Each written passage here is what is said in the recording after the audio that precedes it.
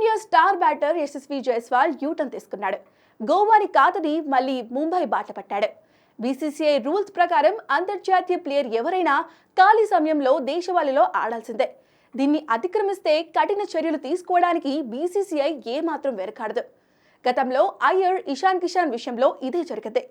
దేశవాళీలో ఆడాలని సూచించినా బీసీసీఐ మాట వినలేదు. దాంతో బీసీసీఐ వాళ్ళిద్దరినీ సెంట్రల్ కాంట్రాక్ట్ నుంచి తప్పించింది. కొన్ని రోజుల క్రితం జైస్వాల్ దేశవాళీ క్రికెట్లో గోవా తరపున ఆడాలనుకున్నాడు. ఇప్పుడు తన నిర్ణయాన్ని మార్చుకున్నాడు. తాను ముంబై తరపున ఆడాలనుకుంటున్నట్టు ముంబై క్రికెట్ అసోసియేషన్కి లేఖ రాశాడు.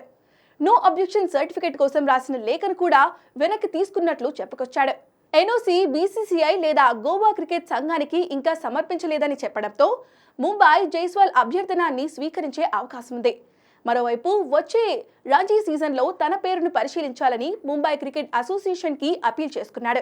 ఇక జైస్వాల్ నిర్ణయంపై గోవా క్రికెట్ అసోసియేషన్ అసంతృప్తి వ్యక్తం చేసింది. తన రాకతో తమ జట్టు పటిష్టం అవుతుందనుకున్న గోవాకి నిరాశ మిగిలింది. వాస్తవానికి జైస్వాల్ ముంబై వాసి.